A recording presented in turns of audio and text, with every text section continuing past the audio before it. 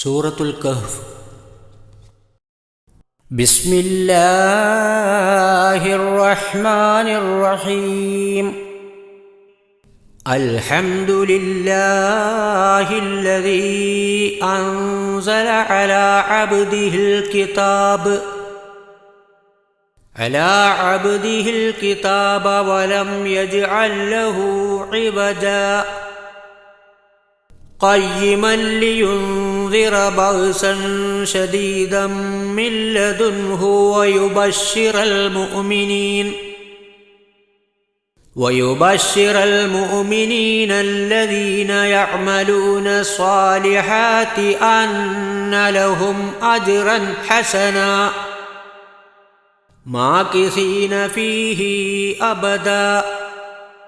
وينذر الذين قالوا اتخذ الله ولدا ما لهم به من علم ولا لآبائهم كبرت كلمة تخرج من أفواههم إن يقولون إلا كذبا فلعلك باخع نفسك على آثارهم إن لم يؤمنوا بهذا الحديث أسفا إنا جعلنا ما على الأرض زينة لها لنبلوهم أيهم أحسن عملا وإنا لجاعلون ما عليها صعيدا جرزا أم حسبت أن أصحاب الكهف والرقيم كانوا من آياتنا عجبا إذ أوى الفتية إلى الكهف فقالوا ربنا آتنا من لدنك رحمة وهيئ لنا من أمرنا رشدا فضربنا على آذانهم في الكهف سنين عددا ثم بعثناهم لنعلم أي الحزبين أحصى لما لبثوا أمدا نحن نقص عليك نبأهم بالحق إنهم فتية آمنوا بربهم وزدناهم هدى وربطنا على قلوبهم إذ قاموا فقالوا ربنا رب السماوات والأرض لن ندعو من دونه إلها لقد قلنا إذا شططا هؤلاء قومنا اتخذوا من دونه آلهة لولا يأتون عليهم بسلطان بين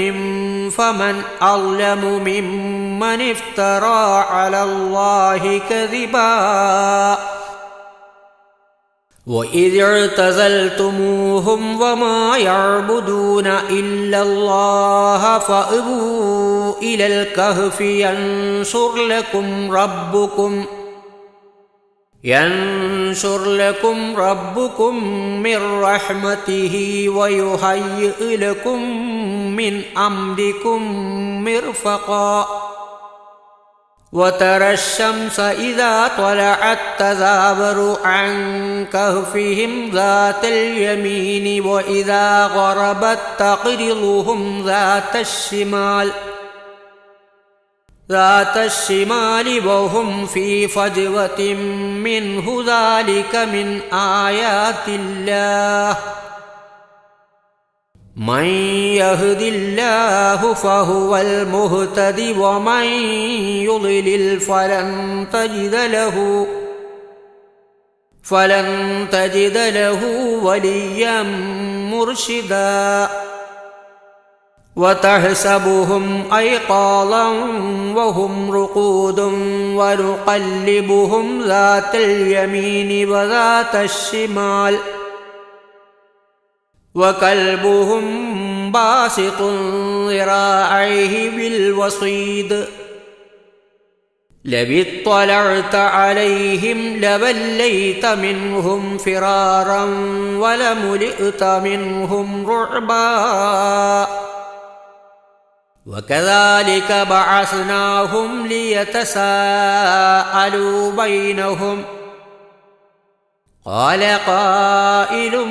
منهم كم لبثتم قالوا لبثنا يوما أو بعض يوم قالوا ربكم أعلم بما لبثتم فابعثوا أحدكم بورقكم هذه إلى المدينة فلينظر أيها أزكى طعاما فليأتكم برزق منه وليتلطف ولا يشعرن بكم أحدا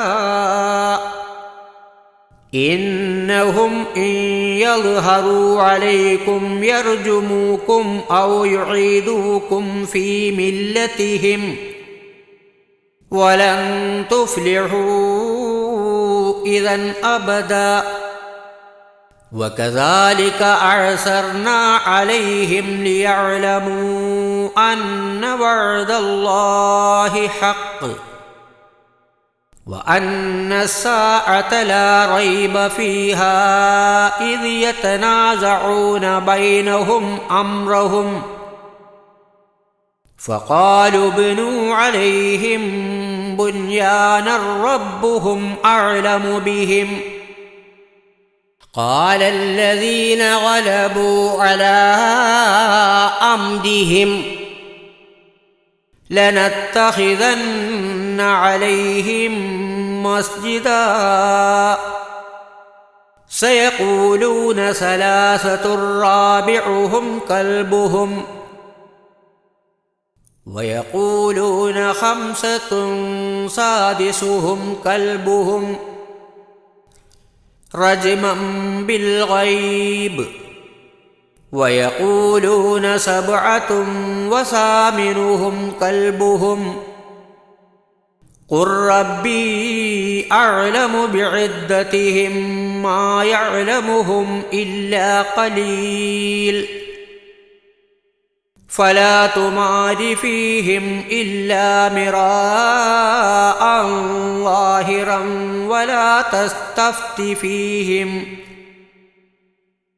ولا تستفت فيهم منهم أحدا ولا تقولن لشيء إني فاعل ذلك غدا إلا أن يشاء الله واذكر ربك إذا نسيت وقل عسى أن يهديني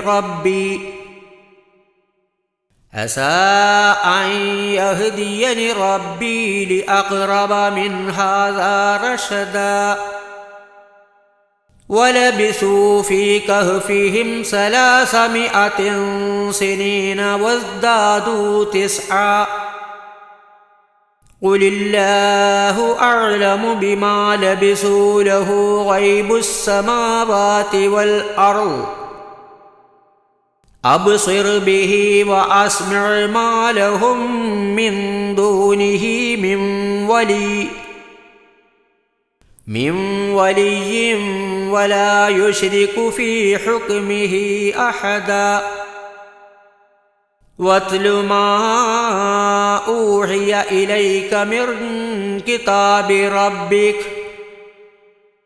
لا مبدل لكلماته ولن تجد من دونه ملتحدا واصبر نفسك مع الذين يدعون ربهم بالغداة والعشي يريدون وجهه ولا تعد عيناك عنهم تريد زينة الحياة الدنيا ولا تطع من أغفلنا قلبه عن ذكرنا واتبع هواه وكان أمره فرطا وقل الحق من ربكم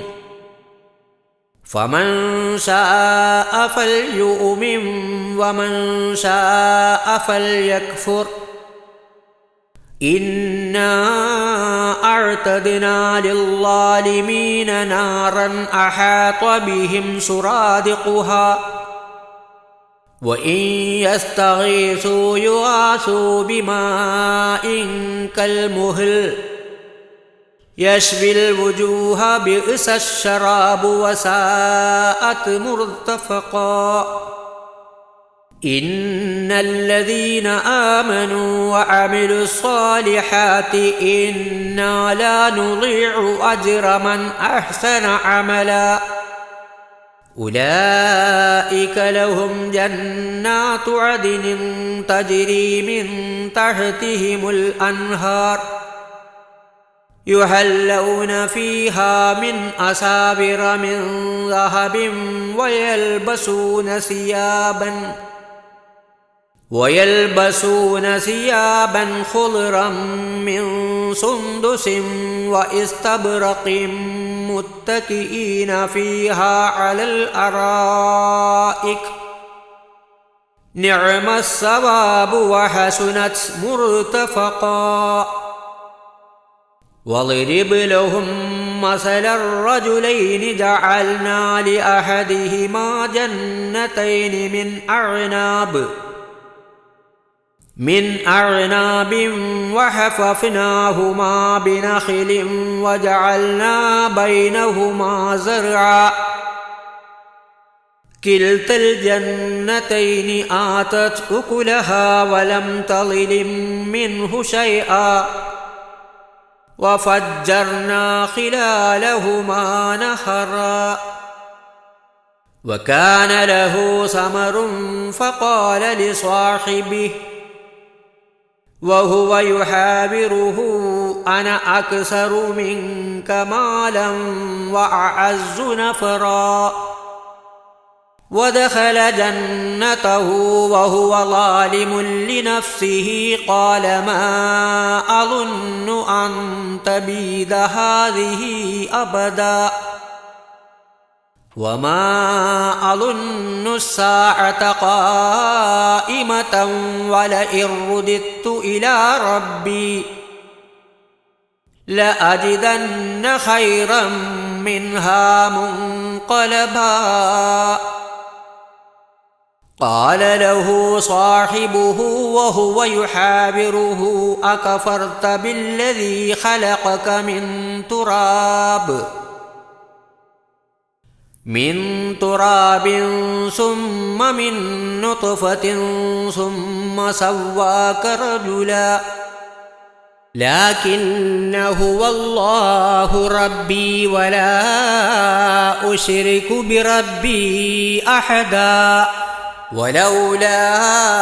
إذ دخلت جنتك قلت ما شاء الله لا قوة إلا بالله إن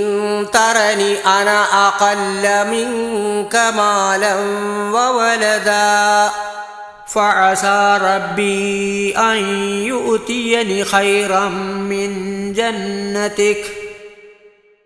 من جنتك ويرسل عليها حسبانا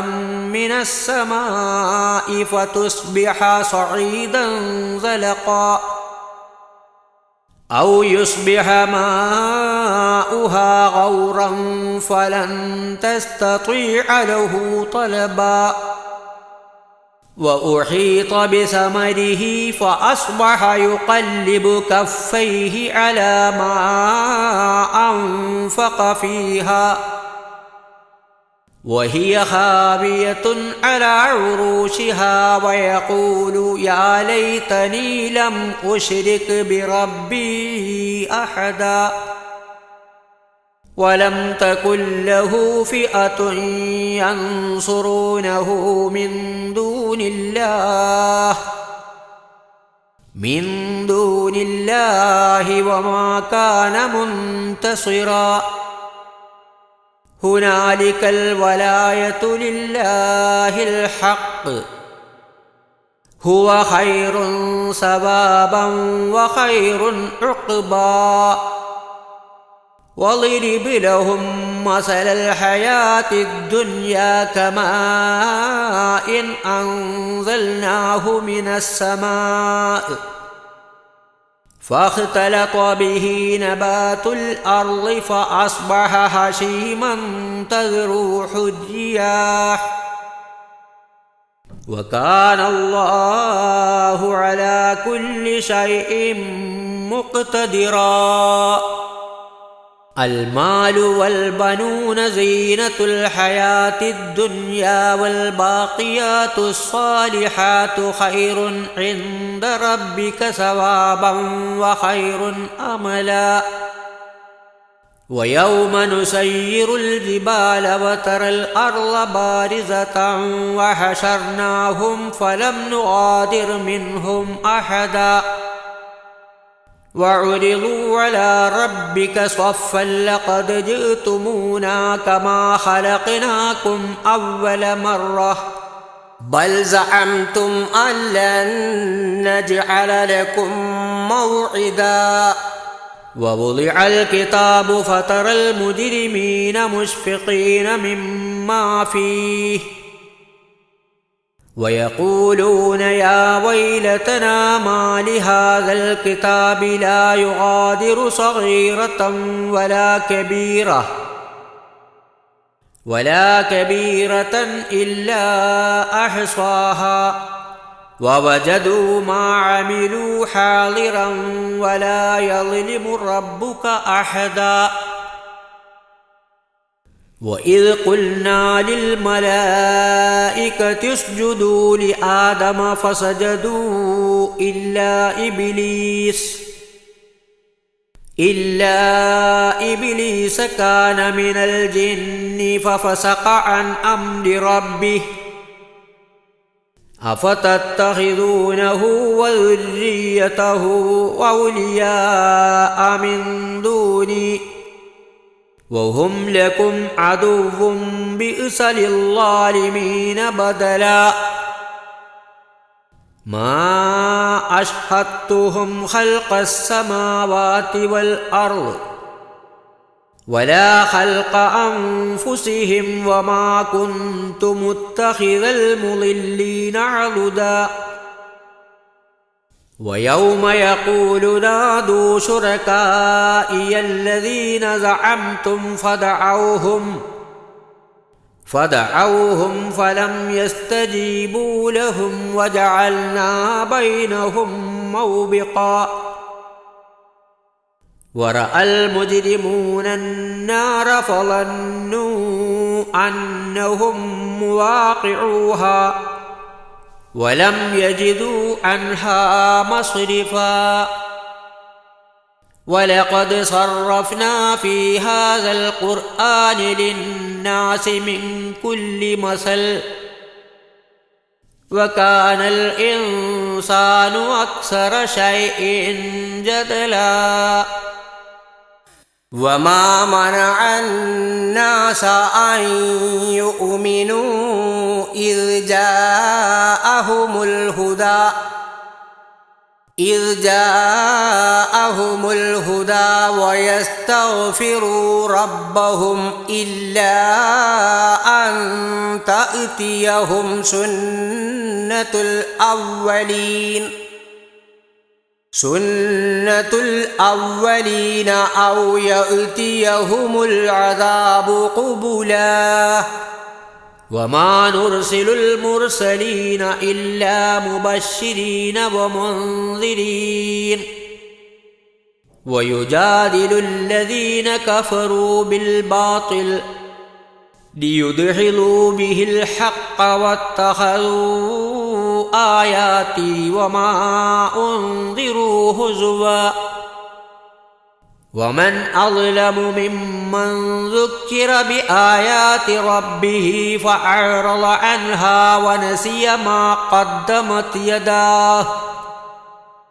إنا جعلنا على قلوبهم أكنة أن يفقهوه وفي آذانهم وقرا وإن تدعهم إلى الهدى فلن يهتدوا إذا أبدا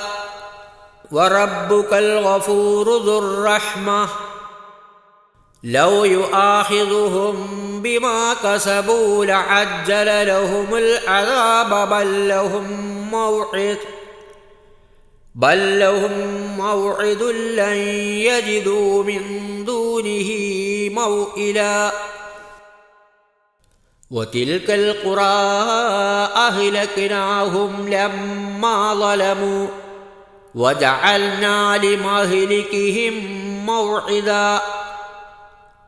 وإذ قال موسى لفتاه لا أبرح حتى أبلغ مجمع البحرين أو أمضي حقبا فلما بلغا مجمع بينهما نسيا حوتهما فاتخذ سبيله في البحر سربا فلما جاوزا قال لفتاه آتنا غداءنا لقد لقينا من سفرنا هذا نصبا قال أرأيت إذ أوينا إلى الصخرة فإني نسيت الحوت وما أنسانيه إلا الشيطان أن أذكره واتخذ سبيله في البحر عجبا قال ذلك ما كنا نبغي فارتدا على آثارهما قصصا فوجدا عبدا من عبادنا آتيناه رحمة من عندنا وعلمناه من لدنا علما قال له موسى هل أتبعك على أن تعلمني مما علمت رشدا قال إنك لن تستطيع معي صبرا وكيف تصبر على ما لم تحط به خبرا قال ستجدني إن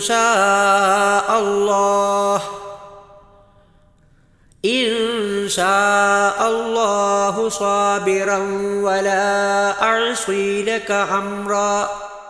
قال فإن اتبعتني فلا تسألني عن شيء حتى أحدث لك منه ذكرا فانطلقا حتى إذا ركبا في السفينة خرقها قال أخرقتها لتغرق أهلها لقد جئت شيئا إمرا قال ألم أقل إنك لن تستطيع معي صبرا قال لا تؤاخذني بما نسيت ولا ترهقني من أمري عسرا فانطلقا حتى إذا لقيا غلاما فقتله قال أقتلت نفسا زكية بغير نفس لقد جئت شيئا نكرا قال ألم أقل لك إنك لن تستطيع معي صبرا قال إن سألتك عن شيء بعدها فلا تصاحبني قد بلغت من لدني عذرا. فانطلقا حتى إذا أتيا أهل قرية استطعما أهلها فأبوا أن يضيفوهما فوجدا فيها جدارا يريد أن ينقض فأقامه. قال لو شئت لاتخذت عليه أجرا. قال هذا فراق بيني وبينك سأنبئك بتأويل ما لم تستطع عليه صبرا. أما السفينة فكانت لمساكين يعملون في البحر فأردت أن أعيبها وكان وراءهم ملك يأخذ كل سفينة غصبا.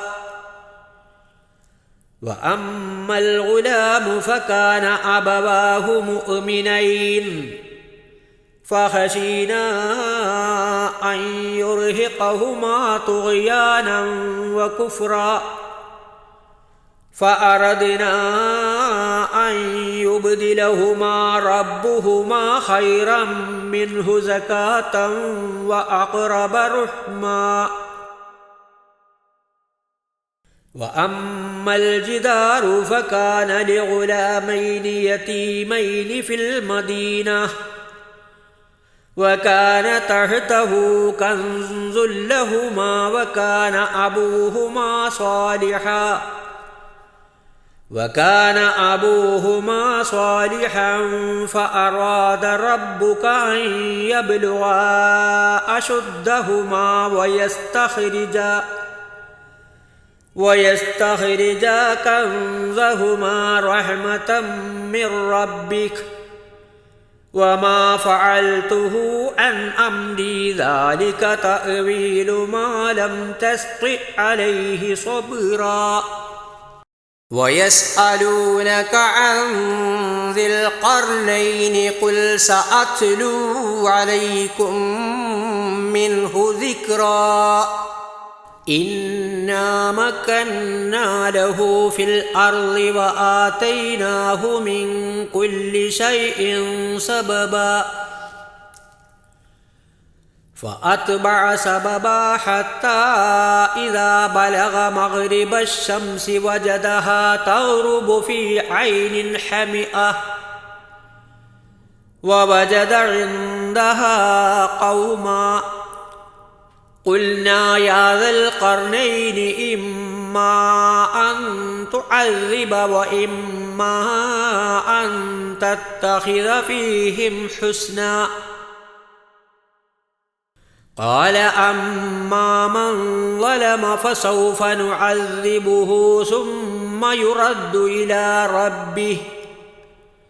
فيعذبه عذابا نكرا. وأما من آمن وعمل صالحا فله جزاء الحسنى وسنقول له من أمرنا يسرا. ثم أتبع سببا حتى إذا بلغ مطلع الشمس وجدها تطلع على قوم لم نجعل لهم من دونها سترا. كذلك وقد أحطنا بما لديه خبرا. ثم أتبع سببا حتى إذا بلغ بين السدين وجد من دونهما قوما لا يكادون يفقهون قولا. قالوا يا ذا القرنين إن يأجوج ومأجوج مفسدون في الأرض فهل نجعل لك خرجا على أن تجعل بيننا وبينهم سدا قال ما مكني فيه ربي خير فأعينوني بقوة أجعل بينكم وبينهم ردما آتوني زبر الحديد حتى إذا ساوى بين الصدفين قال انفخوا حتى إذا جعله نارا قال آتوني أفرغ عليه قطرا فما استطاعوا أن يظهروه وما استطاعوا له نقبا قال هذا رحمة من ربي فإذا جاء وعد ربي جعله دكا وكان وعد ربي حقا وتركنا بعضهم يومئذ يموج في بعض ونفخ في الصور فجمعناهم جمعا وعرضنا جهنم يومئذ للكافرين عرضا الذين كانت أعينهم في غطاء عن ذكري وكانوا لا يستطيعون سمعا أفحسب الذين كفروا أن يتخذوا عبادي من دوني أولياء إنا أعتدنا جهنم للكافرين نزلا قل هل ننبئكم بالأخسرين أعمالا الذين ضل سعيهم في الحياة الدنيا وهم يحسبون أنهم يحسنون صنعا أولئك الذين كفروا بآيات ربهم ولقائه فحبطت أعمالهم فلا نقيم لهم يوم القيامة وزنا ذلك جزاؤهم جهنم بما كفروا واتخذوا آياتي ورسلي هزوا إن الذين آمنوا وعملوا الصالحات كانت لهم جنات الفردوس نزلا خالدين فيها لا يبغون عنها حبلا قل لو كان البحر مدادا لكلمات ربي لنفذ البحر قبل أن تنفذ كلمات ربي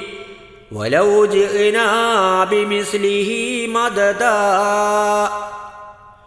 قل إنما أنا بشر مثلكم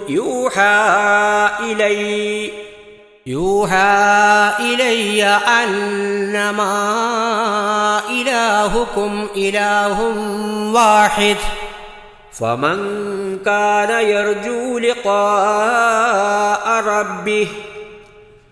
فليعمل عملا صالحا ولا يشرك بعبادة ربه أحدا